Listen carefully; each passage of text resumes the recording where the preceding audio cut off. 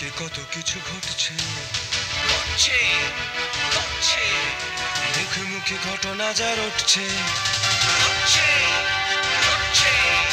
আড়ালে প্রকাশ্যে যা বলছে, তাই নিয়ে ক্যামেরা চলছে, ক্যামেরা চলছে, ক্যামেরা চলছে, ক্যামেরা চলছে। সপ্তাহর উদ্যোগে কবি সুভাষ মুখোপাধ্যায়ের স্মারক বক্তৃতার আয়োজন করা হয় বাংলা একাডেমির জীবনানন্দ সভাঘরে। কবির মৃত্যুর পর থেকে প্রতি বছরই সপ্তাহ পত্রিকা কবির স্মৃতিতে এমন আয়োজন করে আসছে।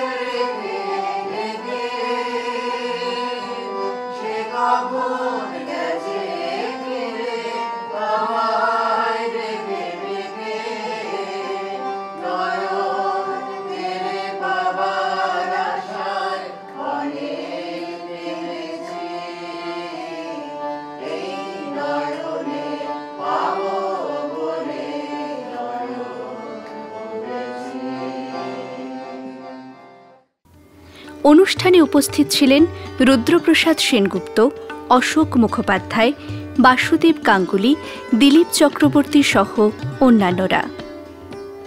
অনুষ্ঠানে সুভাষ মুখোপাধ্যায় রচিত মানব বন্দনা আবৃত্তি করে শোনান লিপিকা মজুমদার। গান গাইতে গাইতে স্মিত মুখে সে ঘুমিয়ে পড়ল। বাইরের গলিতে কারা যেন ফিসফিস করে কথা বলছে। এক মুহূর্ত সব চুপ। তারপরে কি যেন খুব সন্তর্পণে দরজা খুলল। পেছনে জন কয়েক লোক, তারও পেছনে জেলের একজন সেপাই। তাদেরই মধ্যে একজন চিৎকার করে বলে উঠল, ওহে চাঁদ, এবার উঠে পড়ো। বাকি সবাই ফ্যাকাশে দেয়ালটার দিকে মুখ ফিরিয়ে ফ্যাল ফ্যাল করে চেয়ে রইল। যে লোকটা এতক্ষণ ধরে বিছানায় শুয়ে ঘুমোচ্ছিল, সে বুঝতে পারল তার আয়ু শেষ হয়েছে। এবছর ২১তম বর্ষে সঙ্গীত পরিচালক সলিল চৌধুরীর স্মরণে বক্তৃতা রাখেন স্বপন সোম। সলিল চৌধুরী উঠে এসছেন গণনাট্য সংঘ থেকে। তার আগে যে কলেজ জীবন, সেই কলেজ জীবনে উনি বামপন্থী চেতনায় প্রাণিত হন এবং বিভিন্ন আন্দোলনে জড়িয়ে পড়েন। 1943 সালে যে ভারতীয় গণনাট্য সংঘ স্থাপিত হলো, তার সঙ্গে তার যোগ হলো। তিনি দেখলেন তার সামনে অনেক অসাধারণ সমস্ত উদাহরণ ছিল। বিনয় রায় তখন লিখছেন মালাবারের যে সমস্ত কায়ুর কমরেড, তাদের হত্যা করা হয়েছিল, তাদের স্মরণে বিনয় রায় লিখেছিলেন ফিরাইয়া দে মোর কায়ুর বন্ধুদের। তারপর হেমাঙ্গ বিশ্বাস লিখছেন আস্তেতার জোরের সামনে সেবাক আন্দোলন নিয়ে। এবং সবচেয়ে বড় কথা, যতীন্দ্র মৈত্র 1943 সালে মানুষের তৈরি মন্বন্তর নিয়ে লিখেছেন নবজীবনের গান। তার বইতে পড়বেন যে কিভাবে তিনি এই গান রচনা করলেন। তারা বিভিন্ন জায়গায় আড্ডা মারছিলেন, মানে কথা বলছিলেন বিভিন্ন জনের সঙ্গে, বলছেন যে আর থাকা গেল না। পাড়ায় পাড়ায় পথে পথে মানুষের কঙ্কালসার মানুষের মিছিল, ফ্যান দাও বলে তারা বেরিয়ে পড়েছেন সর্বত্র, গড়িয়াহাটে, শ্যামবাজারে, এসপ্ল্যানেডে, সর্ব জায়গায়। সেই জায়গা থেকে উঠে এলো নবজীবনের গান। বর্তমান সময় ও রক্তকরবী বিষয়ক আলোচনায় অংশগ্রহণ করেন রুদ্রপ্রসাদ সেনগুপ্ত। সেদিন খুব দুঃখ হয়েছিল সুহাসদা চলে গেলেন। ওই সিটি অবজার্ভ করে হঠাৎ কাগজে দেখলাম এরা কারা, এরা দেশের লোক, সাথী লেখা রুদ্রপ্রসাদ বলছে দেশদ্রোহী। আমার সঙ্গে কোনো কথাই হয়নি, হঠাৎ নিজের থেকে একটা অফিসার হচ্ছে লোককে শুধু শুধু টক করে বলে দিলেন আর কি। মানে সবসময় প্রত্যয়, কর্তব্যবোধ এবং তার সঙ্গে এত ওই বিড়িটি ধরিয়ে খাটের উপর বসে এত সহজ সরল ভালো মানুষ, ওই এক ঝাঁটা মাথার চুল নিয়ে যখন মিছিলে যেতেন, মিছিল কি করবো, স্লোগান কি দেবো, মুগ্ধ হয়ে চেয়ারটা দেখতাম। মানে এই তো পথের সাথী। মানে এর সঙ্গে থাকলে নিজের মন ভরে ওঠে, মনে হয় আমি সৎসঙ্গে আছি আর কি। সুহাসদাকে আমার প্রণাম। আর রক্তকর্মী না, রক্তকর্মী নিয়ে বিশেষ কিছু বলার নেই। একটা ছোট্ট ঘটনা বলি। রক্তকর্মীতে আমি একবার কম্বাইন্ড নাইট হওয়ার কথা হচ্ছিল, তাতে ওই টাকা তুলে নাটমঞ্চ হবে। তাতে শম্ভুদা বলছিলেন তুমি বড় সর্দারটা করো, যেটা অরিজিনালি অমরদা করতেন।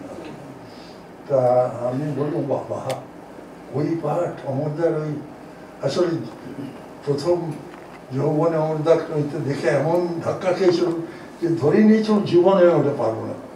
তা আমি কিছুতেই রাজি হলাম না। শম্ভুদা বললাম পারবে তুমি, করো। আমরা না আমাকে থাকার জন্য ছোট শেষ করে চিকিৎসকের পাঠ, এবং চিকিৎসার পাঠ হচ্ছে দুটো কথা বলা, রাজা নিজের প্রতি নিজেই ক্ষুব্ধ হয়েছেন ইত্যাদি বলে। আর একে আমি কালো, তারপর মেকআপ নিইনি, আর আমার উপর খুব কম আলো ছিল সিরিয়াসলি। এবং তার ফলে ওই কৌস্তব মুখোপাধ্যায় তিনি পরে বললেন না রুদ্রকরণ পাঠ দিন সমুদায়, এই সবাই বলছে কতগুলো দাঁত দেখা দেয়।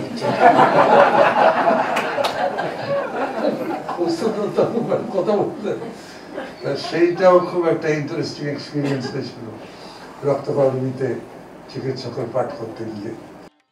ক্যামেরা চলছে।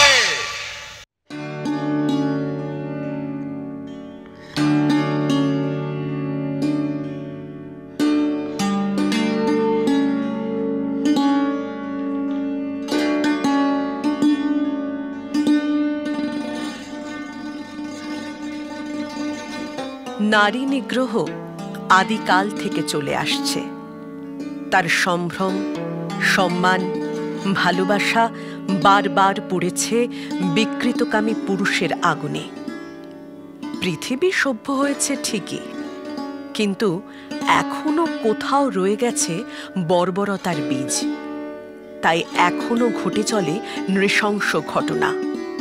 আর সেই সব অমানবিক খবর দৃশ্য ফুটে ওঠে কাঠের পাথরের ধাতুর ফলকে। একাডেমি অফ ফাইন আর্টসে অশোক মাইতির চিত্র প্রদর্শনী বিউটি অ্যান্ড দ্য বেস্ট, শিল্পীর মনের যন্ত্রণারই বহিঃপ্রকাশ।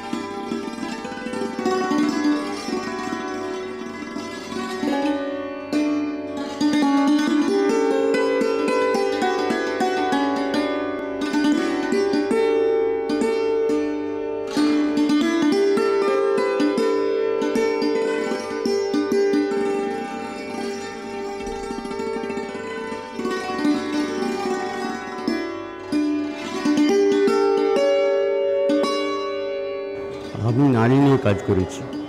নারী হচ্ছে চিরন্তন এবং সমকালীন। নারীর উপর দিয়ে যে বর্বরতা ঘটনাগুলো, সেগুলো আমার অন্তরকে দগ্ধ করেছে এবং আমার ছবিতে সেগুলো আঁচ করেছে।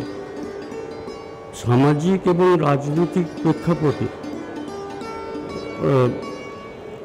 যে এগুলো, সেখানে নারী লাঞ্ছিত হচ্ছে এবং সেই লাঞ্ছনার ফলে তারা সমাজে সম্মান পাচ্ছে না। এইগুলো হচ্ছে আমার ছবির মধ্যে এফেক্ট করেছে এবং আমি এইগুলো, আর আমি সমাজের বিবেককে জাগিয়ে তোলার জন্য আমার এই কাজ। ক্যামেরা চলছে।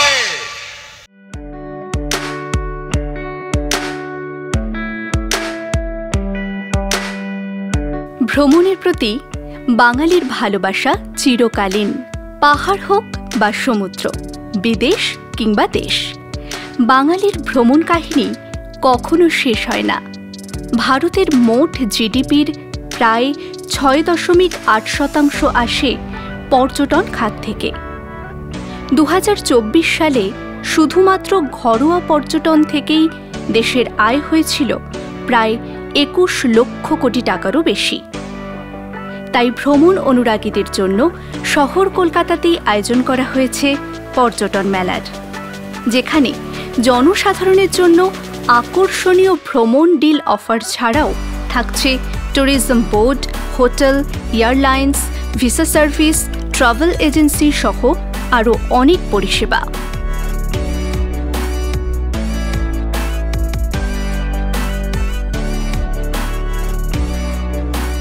এ প্রসঙ্গে আয়োজকদের পক্ষ থেকে সভাপতি মদন আগরওয়াল জানালেন, আমাদের এই ট্যুরিজম ফেয়ারের নাম হচ্ছে গ্লোবাল ট্রাভেল মার্ট।